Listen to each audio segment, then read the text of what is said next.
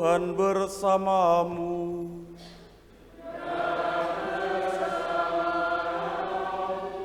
Inilah Injil suci menurut Matius. Dimuliakanlah Tuhan. Dalam khotbah di bukit, Yesus berkata kepada murid-muridnya, "Kamu telah mendengar bahwa dulu ada ungkapan, mata ganti mata, gigi ganti gigi.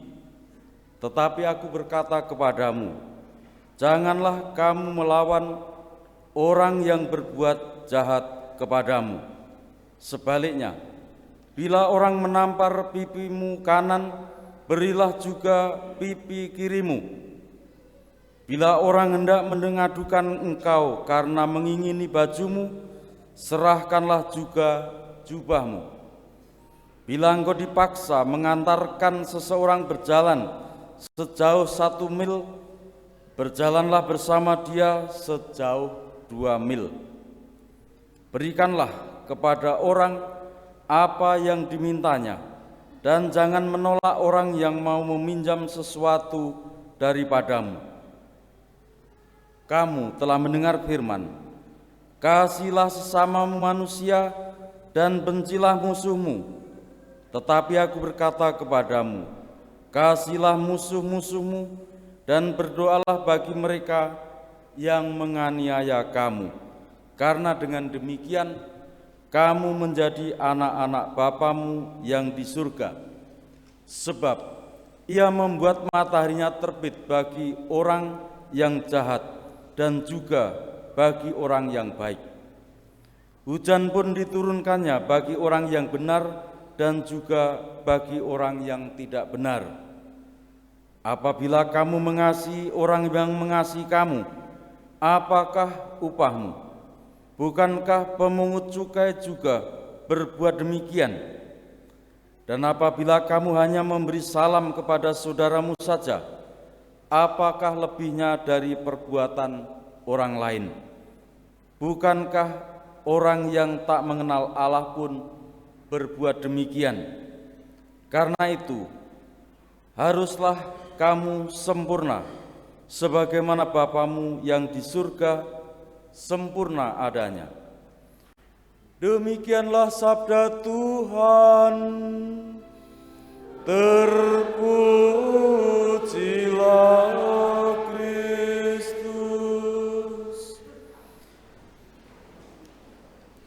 Ibu bapak saudara sekalian, adik-adik yang terkasih, kita hampir sampai pada Rabu Abu yang menandai masa pertobatan, masa di mana kita menyambut rahmat dan kasih Tuhan dalam masa Prapaskah dengan berpantang dan berpuasa. Hari ini Bapak Uskup memberikan bagi kita surat gembala.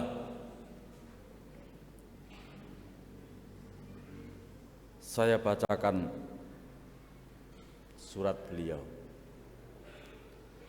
Tinggal dalam Kristus, hadirkan damai bagi sesama dan alam ciptaan.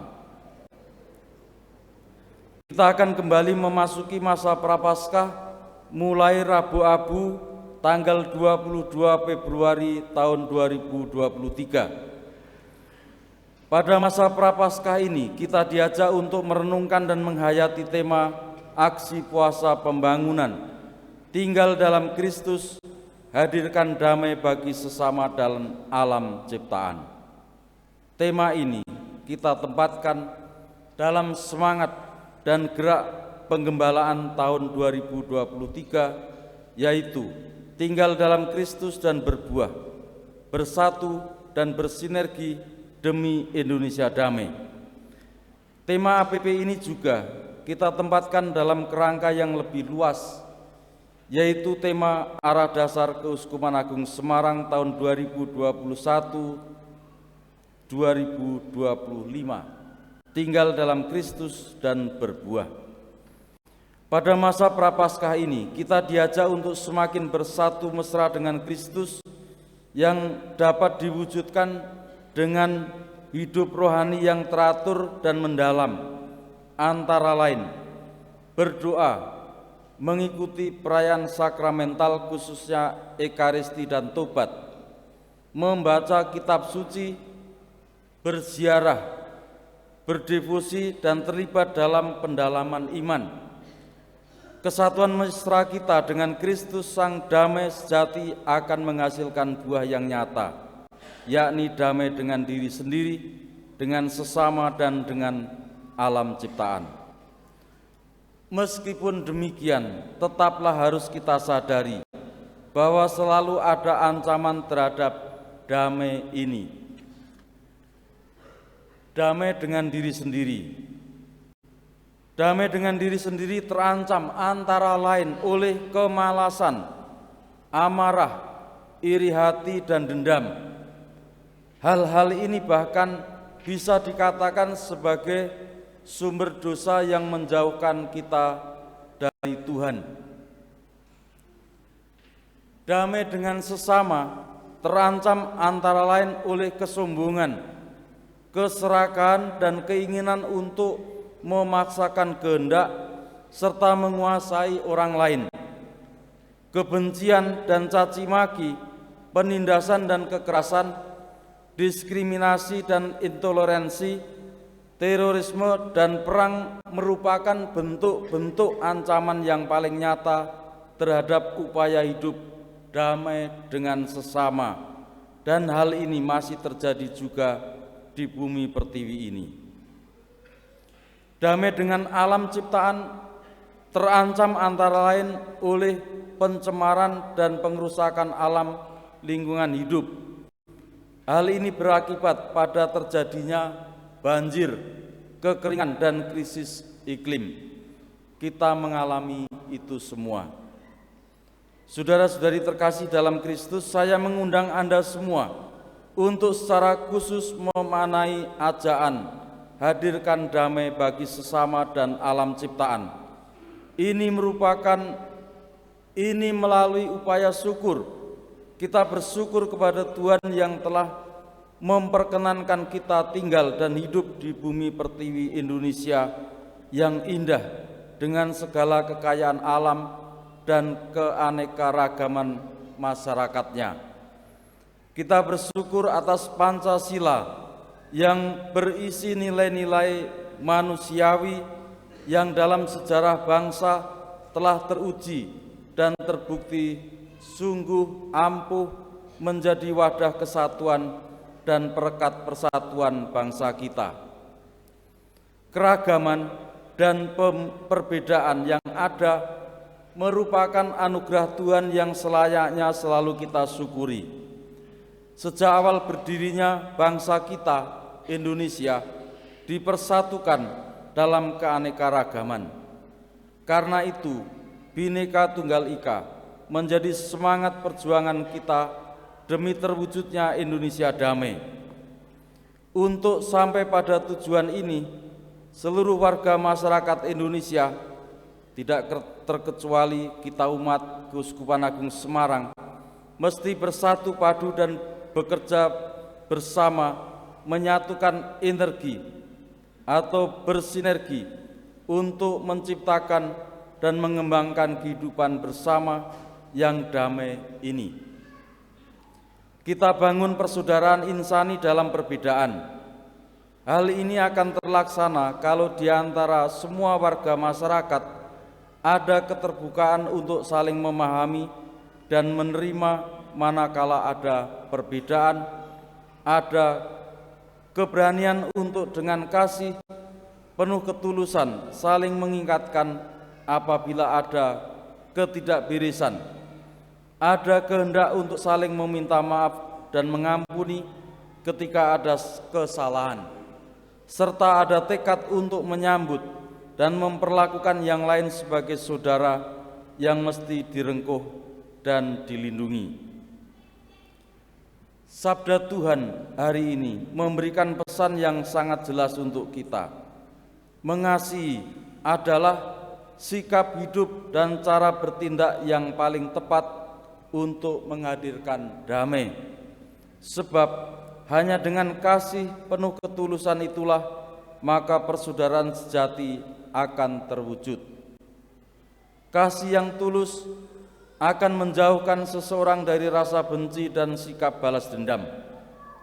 Melalui Nabi Musa, sebagaimana kita dengarkan dari bacaan pertama, Allah menghendaki agar umatnya tidak membenci saudaranya dalam hati, melainkan harus dengan terus terang menegur sesamanya agar tidak menuntut balas dan tidak menaruh dendam terhadap orang-orang sebangsa, melainkan mengasihi sesama seperti mengasihi diri sendiri. Demikian pula dalam khotbahnya di bukit, seperti telah kita dengarkan dari Injil Matius, Tuhan Yesus meminta kepada para muridnya agar meninggalkan hukum balas dendam. Ia menghendaki agar dalam kehidupan bersama berkembang cinta kasih yang membebaskan, yang membalas kejahatan dengan kebaikan, kebencian dengan pengampunan. Tuhan Yesus bersabda dengan jelas, "Kasihilah musuh-musuhmu dan berdoalah bagi mereka yang menganiaya kamu." Di akhir surat gembala ini, sekali lagi saya mengajak Anda semua untuk menghayati dan memaknai hari-hari pantang dan puasa selama masa Prapaskah ini sebagai kesempatan untuk menyatakan tobat kita di hadapan Tuhan, sesama, dan alam semesta. Kita berdoa juga agar Tuhan menganugerahkan damai sejahtera bagi bangsa kita tercinta, Indonesia. Saya pun berdoa untuk Anda semua. Semoga Tuhan senantiasa melimpahkan berkat kesehatan, kesejahteraan, dan kerukunan bagi kita semua. Selamat memasuki masa Prapaskah untuk menyambut perayaan Agung Paskah berkah dalem. Peraturan puasa dan pantang tahun 2023 mengacu pada ketentuan Pastoral Keuskupan Regio Jawa tahun 2016 pasal 138 nomor 2B dalam kaitannya dengan Kanon 1249 1253 Kitab Hukum Kanonik tentang hari tobat. Peraturan puasa dan pantang ditetapkan sebagai berikut. 1. Hari puasa tahun 2023 jatuh pada hari Rabu Abu tanggal 22 Februari 2023 dan hari Jumat Agung tanggal 7 April tahun 2023. Wong Katolik penak toh puasa 2 hari. Hari pantang.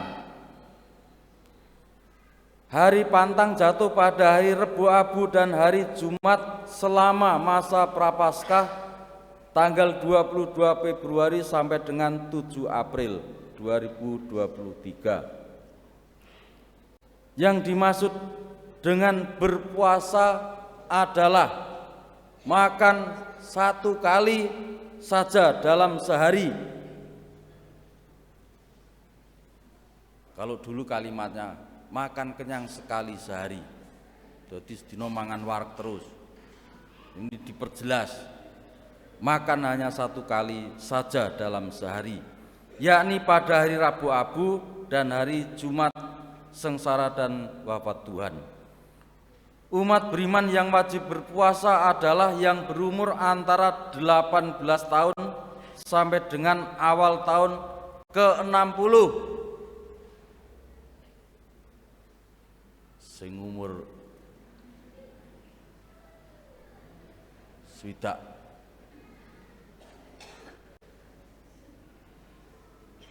pertengahan ke atas tidak wajib berpuasa. Aku cik suwe ngenteni. Yang dimaksud dengan berpantang adalah tidak makan daging atau makanan lain yang disukai pada hari Rabu Abu dan Jumat selama masa Prapaskah.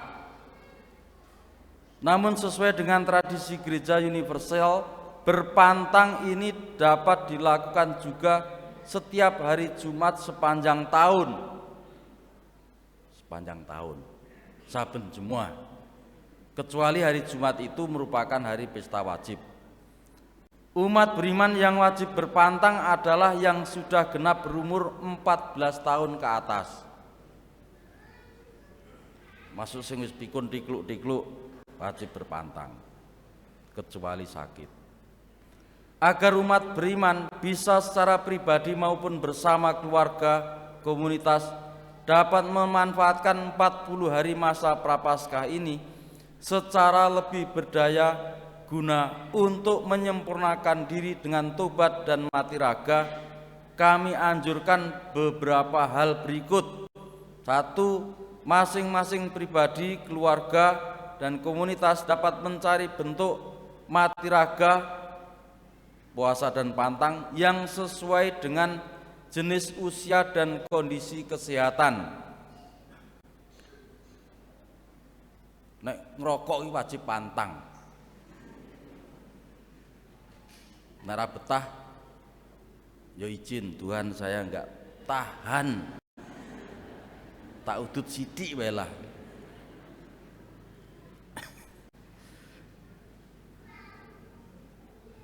Dua, pada hari pantang dan garis miring atau hari lain yang ditentukan, setiap keluarga, komunitas dapat berpantang makan nasi atau menggantinya dengan bahan makanan pokok lokal dengan satu macam lauk, sebagaimana telah menjadi gerakan di beberapa paroki atau komunitas selama masa Prapaskah dan peringatan Hari Pangan Sedunia. 3. Selama 40 hari dalam masa Prapaskah, secara pribadi atau secara bersama dalam keluarga atau komunitas, memilih wujud pertobatan dan silih yang lebih berdaya ubah. 4. Setiap pribadi, keluarga, atau komunitas dapat mewujudkan karya amal kasih bagi mereka yang membutuhkan. 5. Setiap pribadi, keluarga, atau komunitas dapat melatih diri lebih tekun dalam olah rohani, antara lain melalui ketekunan membaca dan merenungkan kitab suci. Pun sami biasa maca kitab suci dalam, amun kitab suci ini resik terus ngenteni sok nek mati digawake neng kuburan kon maca. Mengikuti renungan APP, lingkungan sami rawuh kudu meneng wae to. Pertemuan APP dan lingkungan sami rawuh. Rekoleksi atau retret, ojo waton nggih, tak tagih tenan. Latihan rohani, ibadah jalan salib, pengakuan dosa tertib. Ini Prapaskah pun digoleke utangan Romo 10. 2 kali hari Minggu, dua hari, 2 kali. Sapa ngerti umat ngaku dosa Romo dhewe pekewuh. Soale apa? Kula batin kula niku dalam hati sengit karo Romo. Kandhake karo Romo liya. Baiklah. Tema APP tahun 2023 ini adalah tinggal dalam Kristus, hadirkan damai bagi sesama dan alam ciptaan. Sebagaimana diuraikan dalam buku renungan bersama APP Keuskupan Agung Semarang 2023 yang diterbitkan oleh Panitia APP Keuskupan Agung Semarang. Semarang 11 Februari 2023 pada peringatan Santa Perawan Maria dari Lourdes Hari Orang Sakit Sedunia ke-31, tanda tangan cap keuskupan Uskup Robertus Rubiatmoko, Uskup Agung Semarang. Terima kasih, berkah dalam. Mari kita berdiri, kita teguhkan iman kita. Aku percaya akan Allah, Bapa yang